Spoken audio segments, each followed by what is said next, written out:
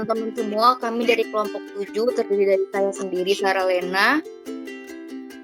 Lalu ada Shanice, ada Rachel, ada Sapira, dan Shirley.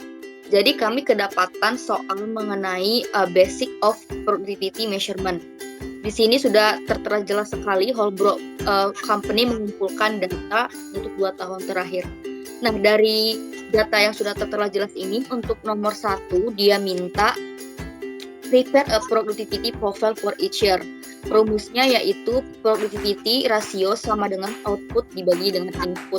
Oke, jadi output unit 900.000 dibagi dengan 1.200.000. Dapatlah 0,75 untuk material productivity ratio pada base year. Lalu sebaliknya, material productivity ratio pada current year sama caranya 1.080.000 dibagi dengan 720 hasilnya 1,50.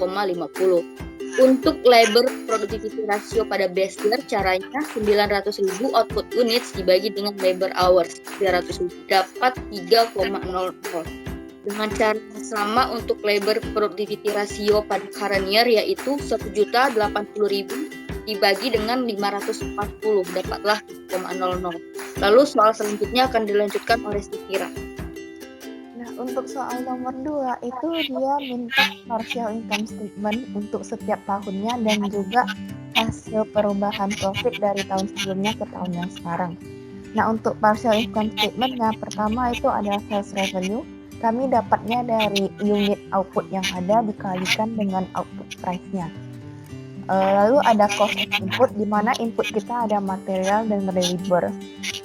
Untuk materialnya kita pakai 1.200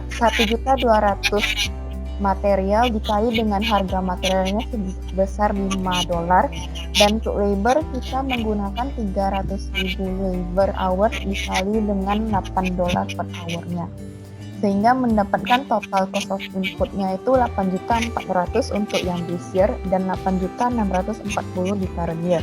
Untuk gross profit-nya kami dapat dari sales revenue kami dikurangin dengan cost of input-nya untuk keduanya. Jadi changes in profit dari base year ke current year itu dia mendapatkan peningkatan sebesar 2.460.000. Nah, untuk yang nomor 3 itu kita menghitung profit line measurement. Nah, sebelumnya itu kita menghitung PT untuk material rumusnya itu current period output dibagi dengan base period ratio, yaitu 1.080 dibagi 0,75 sama dengan 1.440.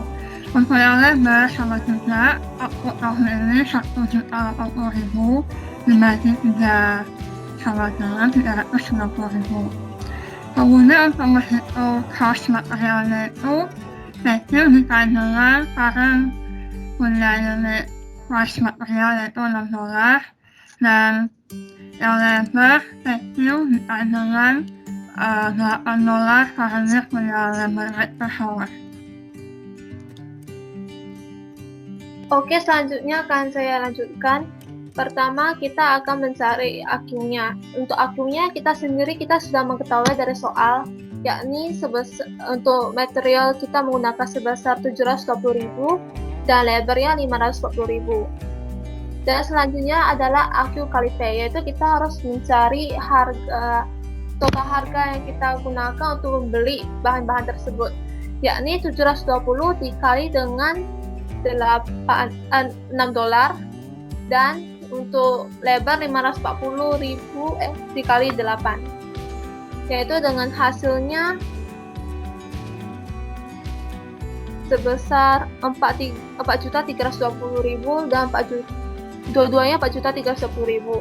Nah, selanjutnya kita akan mencari perbedaan atau range-nya antara yang dibudgeted sama actual-nya, yakni untuk material mereka tuh ada distance sebesar 4.320.000 dan untuk labor adanya terjadi peningkatan biaya sebesar 1.440.000, sehingga totalnya dalam profit link ini kita mendapatkan increase profit sebesar 2.880 jika terjadinya perubahan dalam productivity-nya.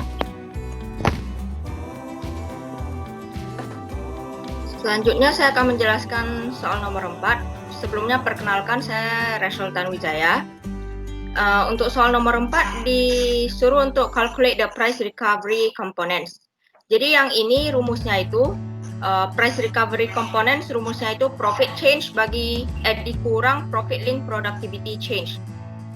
Jadi profit change ini kita bisa lihat dari income statement partial yang ada di nomor 2. Kita hitungkan difference-nya.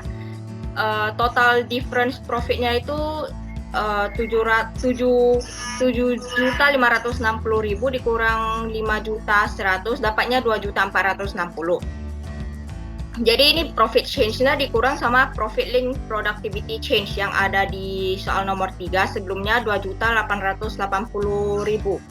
Jadi ini dapat jawabannya minus $420.000. Ini menunjukkan ada jika kita tidak melakukan increase in productivity ini, maka perusahaan kita akan berkurang $420.000. Untuk lebih memahaminya sebenarnya ini kita bisa lihat, misalnya kita ambil misalnya. Jadi sebelumnya ini kita bisa lihat di income statement-nya, kita ada revenue kita ada bertambah $2.700.000 dibandingkan dengan base year. Jadi current year lebih untung $2.700.000. Lalu tanpa productivity increase, cost input kita yang bisa dilihat dari total PQ kali P itu, karena tanpa diadakan productivity increase, maka pastinya yang kita budgeted itu adalah total cost inputnya kita sebesar $11.520.000. Lalu untuk increase-nya in input cost, kalau misalnya tidak ada productivity increase, kita ambil $11.520.000 dikurang sama total cost of inputs kita, yaitu sebesar $8.400.000 itu. Dapatnya sebesar $3.120.000 itu.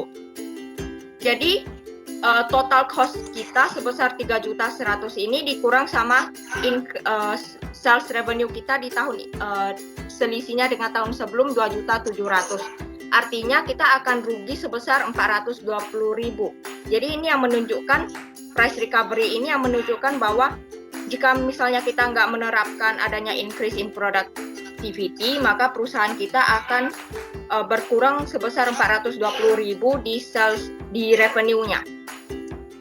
Jadi ini sekian dari presentasi kami. Kalau misalnya ada salah kata, mohon maaf dan terima kasih. Terima kasih. Terima kasih banyak.